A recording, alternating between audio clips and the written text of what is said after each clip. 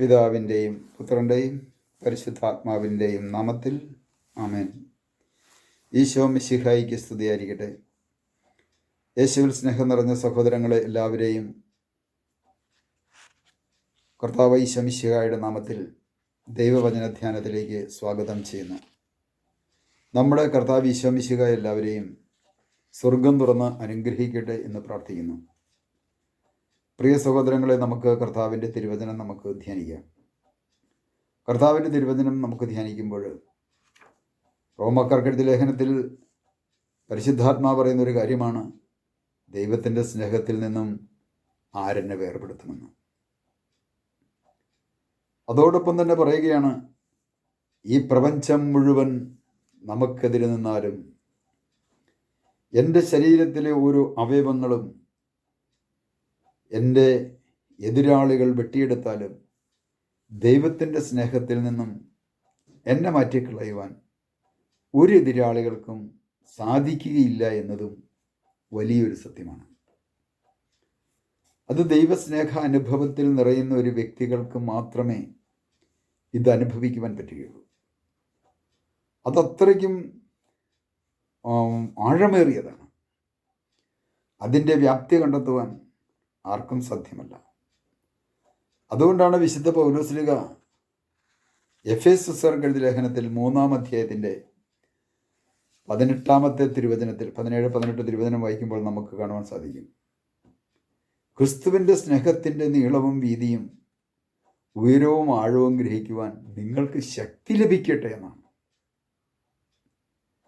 ക്രിസ്തുവിൻ്റെ സ്നേഹത്തിൻ്റെ നീളവും വീതിയും ഇതൊന്നും അളക്കുവാൻ ഈ ഭൂമിയിലുള്ള ഒരു മനുഷ്യർക്കോ ഒരു ശാസ്ത്രത്തിനോ സാധ്യമല്ല.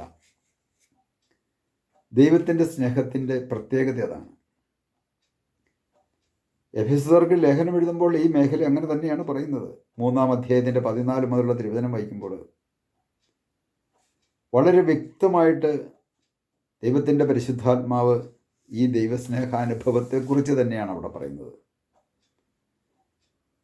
അതായത് ആ ദൈവസ്നേഹാനുഭവത്തിൽ ഒരു വ്യക്തി എങ്ങനെ മുമ്പോട്ട് പോകണമെന്നെല്ലാം ഈ പറയപ്പെട്ട സ്ഥലങ്ങളിൽ പ്രതിപാദിക്കുന്നുണ്ട്. അങ്ങനെ വായിച്ച് നമ്മൾ വരുമ്പോഴാണ് നമുക്ക് കാണാൻ സാധിക്കുന്നത്, ക്രിസ്തുവിൻ്റെ സ്നേഹത്തിൻ്റെ നീളവും വീതിയും ഉയരവും ആഴവും ഗ്രഹിക്കുവാൻ നിങ്ങൾക്ക് ശക്തി ലഭിക്കട്ടെ. ക്രിസ്തുവിൻ്റെ സ്നേഹം നിങ്ങളുടെ അറിവിനെ അതിശയിക്കുന്നതാണ്. ക്രിസ്തുവിൻ്റെ സ്നേഹം ഒരുപക്ഷെ നമ്മളിവിടെ ഈ ലോകത്തിൽ പലതും അറിഞ്ഞു കൂട്ടിയിട്ടുണ്ടാകാം. അതിനെല്ലാം അതിജീവിക്കുന്നതും അതിശയിപ്പിക്കുന്നതുമാണ് ക്രിസ്തുവിൻ്റെ സ്നേഹം. അതുകൊണ്ട് പ്രിയ സഹോദരങ്ങളെ, യേശു ക്രിസ്തു എല്ലാവർക്കും വേണ്ടി മരിക്കുകയും ആ സ്നേഹം, ആ മരിച്ച കർത്താവിൻ്റെ ജീവൻ, ആ കർത്താവിൻ്റെ സ്നേഹം നിങ്ങൾക്ക് ഉത്തേജനം നൽകട്ടെ എന്ന് 2 കൊരിന്ത്യർ 5-ാം അധ്യായത്തിൻ്റെ 14-ാം തിരുവചനത്തിൽ പറയുന്നുണ്ട്. ഉത്തേജനം. ദൈവത്തിൻ്റെ സ്നേഹമാണ് യഥാർത്ഥത്തിൽ നമുക്കോരോരുത്തർക്കും ഉത്തേജനം തരുന്നത്. വിശുദ്ധ പൗലോസ്ലീഹ ഇതെല്ലാം ക്രിസ്തുവിൻ്റെ സ്നേഹം ജീവിതത്തിൽ അനുഭവിച്ചറിഞ്ഞതിന് ശേഷം ആ ക്രിസ്തുവിൻ്റെ സ്നേഹാനുഭവത്തിൽ നിന്നുകൊണ്ടാണ് ഓരോ സഭയിലെ മക്കൾക്കും ലേഖനം എഴുതുമ്പോൾ ആ സത്യങ്ങളെല്ലാം തുറന്നു പറഞ്ഞുകൊണ്ടിരുന്നത്. അനേകം മേഖലകളിൽ പൗലോസ്ലീഹായുടെ ജീവിതത്തിൽ പീഡനങ്ങളുണ്ടായ സാഹചര്യത്തിലും, കല്ലേറുണ്ടായപ്പോഴും, കപ്പൽ അപകടത്തിൽപ്പെട്ടപ്പോഴും, വടികൊണ്ടടിക്കപ്പെട്ടപ്പോഴും, അവസാനം ശിരച്ഛേദനം വരെ സ്വീകരിക്കേണ്ട സാഹചര്യം വന്നപ്പോഴും ആ കർത്താവിൻ്റെ സ്നേഹം അനുഭവിച്ചുകൊണ്ട് ക്രിസ്തുവിനോട് ചേർന്ന് നിന്ന് സഭാമക്കൾക്ക് ആ സ്നേഹം അവിടുന്ന് പങ്കുവെച്ചു കൊടുത്തു. അത് ദൈവം ആത്മാവായതുകൊണ്ടും ആ ദൈവത്തിൻ്റെ ആത്മാവിൻ്റെ സ്നേഹത്താൽ വിശുദ്ധ പൗലോസ്ലീഹായ്ക്ക് നിറയുവാൻ സാധിച്ചതുകൊണ്ട് മാത്രമാണ് നമ്മുടെ ഓരോരുത്തരുടെയും ജീവിതത്തിലും ഉണ്ടാകേണ്ടതും ഇതുതന്നെയാണ്. ഇതുകൊണ്ടാണ് ഈശോ പറഞ്ഞത്, യോഹന്നാൻ്റെ സുവിശേഷം 13-ാം അധ്യായത്തിൻ്റെ 34-ാമത്തെ തിരുവചനത്തിൽ, ഞാൻ നിങ്ങളെ സ്നേഹിച്ചതുപോലെ നിങ്ങൾ പരസ്പരം സ്നേഹിക്കണമെന്ന കൽപ്പന അവിടുന്ന് തൻ്റെ ശിഷ്യന്മാർക്ക് കൊടുക്കുന്നത്. ഈശോ ഒരു പുതിയ കൽപ്പന കൊടുക്കുകയാണ്. പുതിയ കൽപ്പന. ആ കൽപ്പന മറ്റൊന്നുമല്ല, ക്രിസ്തു നമ്മെ എങ്ങനെ സ്നേഹിച്ചുവോ അതുപോലെ നമ്മളും പരസ്പരം സ്നേഹിക്കണമെന്ന്. ഇത് യേശു പറയുക മാത്രമല്ല, യേശു തൻ്റെ ജീവിതത്തിൽ കാണിച്ചു കൊടുത്തു. ആ സാഹചര്യം ഒന്ന് ചിന്തിച്ചു നോക്കുക. അന്ത്യത്താഴവേള, 12 ശിഷ്യന്മാരും ഇരിക്കുന്ന സാഹചര്യം. ആ അന്ത്യത്താഴവേളയിൽ യേശു തൻ്റെ അങ്കി അഴിച്ചു മാറ്റിവെച്ച് അരയിൽ ഒരു കച്ച കെട്ടുന്നു. ആ കാലഘട്ടത്തിൽ അടിമകൾ അരയിൽ കച്ച കെട്ടുന്നു. ഒരു അടിമയെപ്പോലെ ഇതാ യേശു തൻ്റെ ശിഷ്യന്മാരുടെ കാൽച്ചുവട്ടിലേക്ക് ഇറങ്ങിച്ചെല്ലുന്നു.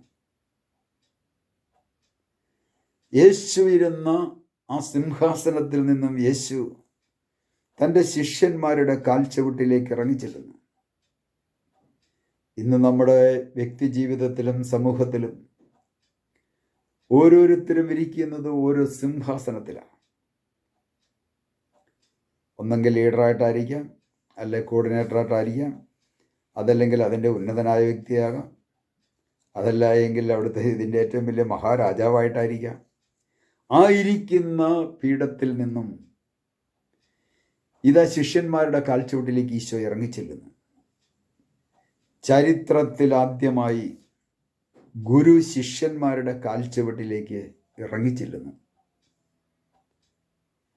ഈ ചരിത്രത്തിലേക്ക് നമ്മൾ നോക്കിക്കഴിഞ്ഞാൽ യേശു മാത്രമാണ് തൻ്റെ ശിഷ്യന്മാരുടെ കാൽച്ചുവട്ടിലേക്ക് ഇറങ്ങിച്ചെന്നത്.